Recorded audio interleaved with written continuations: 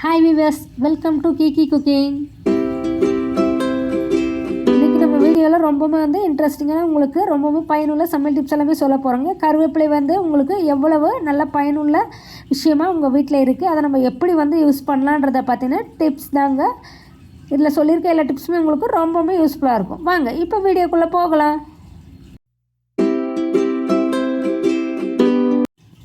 First இப்போ என்னென்னு பார்ப்போம் வாங்க. நம்ம ரேஷன் அரிசியில் கோதுமை ரேஷனில் வாங்குவோம் இல்லைங்களா, அந்த கோதுமையை வச்சு நம்ம எப்படி நல்லா டேஸ்ட்டாக சாஃப்டாக சப்பாத்தி சுடுறதுங்கிறத பார்த்தீங்கன்னா டிப்ஸ் தாங்க.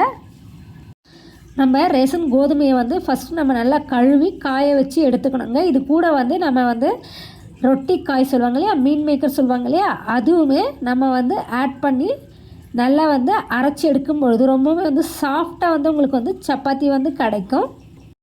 அதே போல் நம்ம ரொம்ப நல்லா சாஃப்டாக செய்கிறதுக்கு நெய்யும் நம்ம மாவு பிசையும்போது கொஞ்சம் ஆட் பண்ணி நல்லா பிசைஞ்சு எடுத்தோம்னு சொன்னால் ரொம்ப நல்லா டேஸ்ட்டாக இருக்குங்க.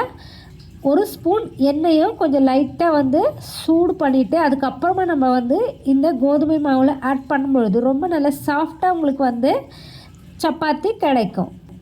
அதே போல் நம்ம சப்பாத்தி செய்கிறதுக்கு முன்னாடி மாவை நல்லா ஜலிச்சு எடுத்துக்கணுங்க. ரொம்ப நல்லா அதில் உமிலாம் இருக்கும் இல்லையா, அதெல்லாம் நம்ம நீக்கி கிடைக்கிறதுக்கு மாவை நல்லா ஜலிச்சுட்டு அதுக்கப்புறம் நம்ம மாவு பிசைக்கணுங்க. சில நேரங்களில் நம்ம தயிர் கூட ஒரு ஸ்பூன் அளவு ஆட் பண்ணலாம்.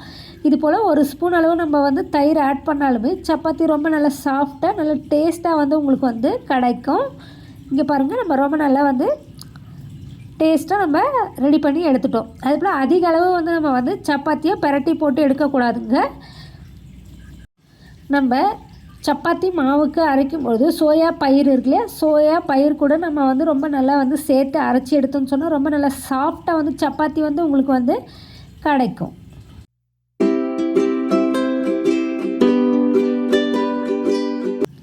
இது போல் இன்க்ரீடியன்ட்ஸ்லாம் நம்ம ஆட் பண்ணி சப்பாத்தி சுடும்போது இங்கே பாருங்கள் ரொம்ப நல்லா சாஃப்டாக சப்பாத்தி உங்களுக்கு கிடச்சிருக்கு.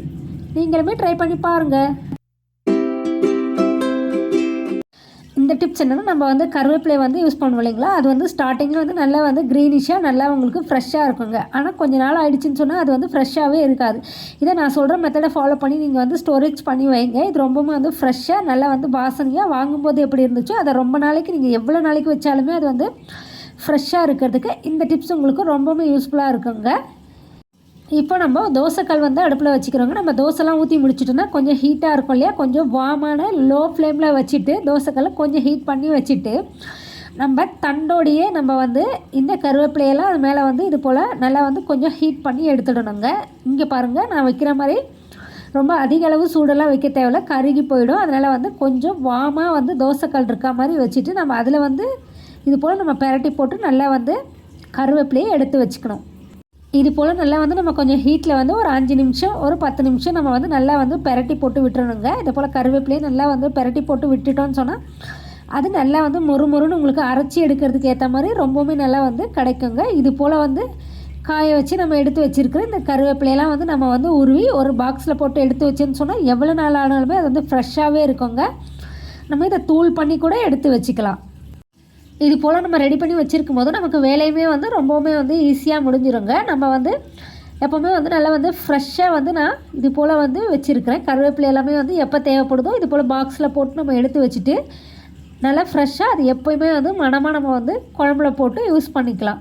இங்கே பாருங்கள், நான் இது போல் ஸ்டோரேஜ் பண்ணி வச்சுக்கிட்டேன். நல்லா முறுமுறுன்னு ரொம்ப நல்லா கிடச்சிருக்குங்க கருவேப்பிலை. இது போல் நீங்களுமே கருவேப்பிலை நல்லா ஃப்ரெஷ்ஷாக நீங்கள் மெயின்டைன் பண்ணி வச்சுக்கோங்க.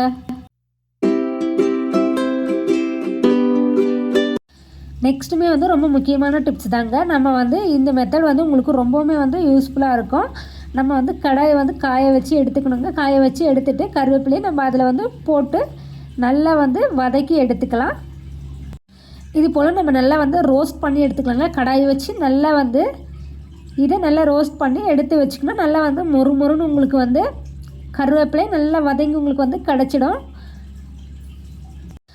இது நம்ம நல்லா ரோஸ்ட் பண்ணி எடுத்து நம்ம நல்லா அரைச்சி எடுத்துக்கலாங்க. மிக்சியில் போட்டு நல்லா அரைச்சி எடுத்து தூளாக எடுத்து வச்சுக்கலாம்.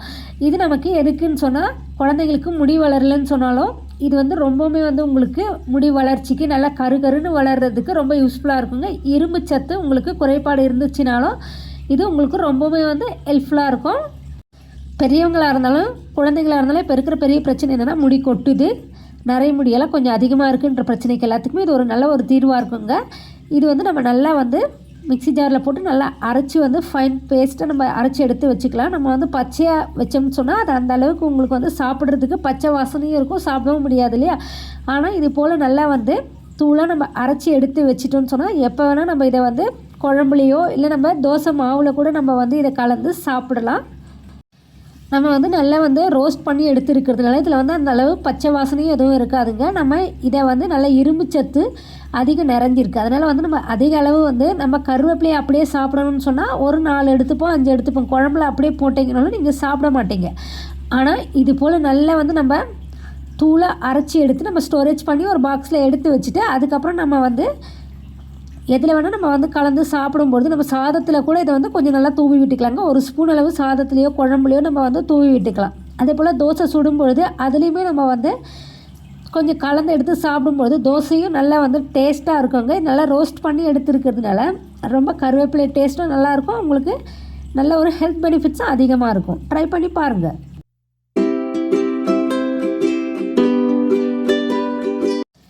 நெக்ஸ்ட் இப்போ என்னென்னு பார்ப்போம். நம்ம வந்து வத்தல் போட்டு குழம்பு வைப்பீங்களா, வத்த குழம்பு வைப்பீங்களா, அது வந்து உங்களுக்கு ரொம்பவுமே வந்து கூடுதல் டேஸ்ட்டு வந்து கிடைக்கிறதுக்கு இந்த டிப்ஸ் யூஸ்ஃபுல்லாக இருக்கும். வத்தல் வந்து நம்ம கசப்பு சுவையாக இருக்குன்னு சொல்லிட்டு குழந்தைங்க பெரியவங்க வந்து இதை வந்து அவாய்ட் பண்ணுவாங்க இல்லையா, அது வந்து ரொம்ப தப்பான விஷயங்க. வத்தல் வந்து கொஞ்சம் கசப்பாக இருந்தாலும் நம்ம வந்து எடுத்துக்கணும். அதே போல் நம்ம இந்த வத்தலை வந்து நெய் இல்லைனா நல்லெண்ணெயில் வந்து நல்லா வந்து வறுத்து எடுத்துட்டு கடைசியாக நம்ம வந்து வத்த குழம்புல ஆட் பண்ணும்பொழுது இது வந்து நல்ல ஒரு டேஸ்ட்டாகவும் இருக்கும். நெய்யோட டேஸ்ட் தான் இருக்குமே தவிர வத்தல் வந்து கசப்பு டேஸ்ட் வந்து உங்களுக்கு வந்து கொடுக்காதுங்க. அதே போல் கடைசியில் வந்து நம்ம கொஞ்சமாக வந்து வேர்க்கடலை நல்லா தூளாக்கி நம்ம வத்த குழம்புல ஆட் பண்ணும்பொழுது கூடுதல் டேஸ்ட்டும் ரொம்ப அதிகமாக இருக்கும். இங்கே பாருங்கள், ரொம்பவுமே வத்தல் வந்து நல்லா நெய்யில் வந்து வதக்கி போட்டிருக்கேன். வத்தல் குழம்பு வந்து நம்ம கண்டிப்பாக வந்து எடுத்துக்க வேண்டியது ரொம்ப ரொம்ப முக்கியமான விஷயங்க. அதனால் நீங்களுமே வந்து சுண்டைக்காய் வந்து நான் சொன்ன மெத்தடை ஃபாலோ பண்ணி நீங்கள் வறுத்து வத்த குழம்பு செஞ்சு பாருங்கள், எல்லோரும் சாப்பிடுவாங்க.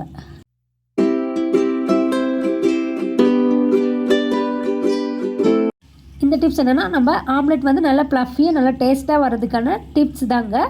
அது என்னென்னா நம்ம வந்து கொஞ்சமாக 1 ஸ்பூன் அளவு பால் இல்லைனா வந்து கொஞ்சம் லைட்டாக தண்ணி மட்டுமே நம்ம வந்து ஆட் பண்ணி நம்ம முட்டையை வந்து நல்லா அடித்து எடுத்து அதுக்கப்புறமா நம்ம வந்து ஆம்லெட் போட்டோன்னு சொன்னால் ஆம்லெட் ரொம்ப ப்ளஃபியாக நல்லா வந்து சீஸியாக உங்களுக்கு ரொம்ப நல்லா டேஸ்ட்டாக கிடைக்கிறதுக்கு இந்த டிப்ஸ் உங்களுக்கு ரொம்பவுமே யூஸ்ஃபுல்லாக இருக்கும். எண்ணெய்க்கு பதிலாக நம்ம வந்து வெண்ணெயும் ஆட் பண்ணி நம்ம வந்து இதை நல்லா வந்து சுட்டு எடுத்துனா நல்லா டேஸ்ட்டாக இருக்கும். என்ன வியூவர்ஸ், நம்ம வீடியோவில் சொல்லியிருக்கேன் எல்லா டிப்ஸுமே உங்களுக்கு பிடிச்சிருக்குன்னு நினைக்கிறேன். மேலும் எந்த டிப்ஸ் உங்களுக்கு பிடிச்சிருந்தது கமெண்ட் செக்ஷனில் சொல்லுங்கள். ரொம்ப யூஸ்ஃபுல் நினச்சிங்கன்னா ஃப்ரெண்ட்ஸ் அண்ட் ஃபேமிலிக்கு ஷேர் பண்ணுங்கள். மேலும் நல்லதொரு வீடியோ சந்திப்போம். தேங்க்ஸ் ஃபார் வாட்சிங். கீப் சப்போர்ட்டிங் கிக்கி குக்கிங்.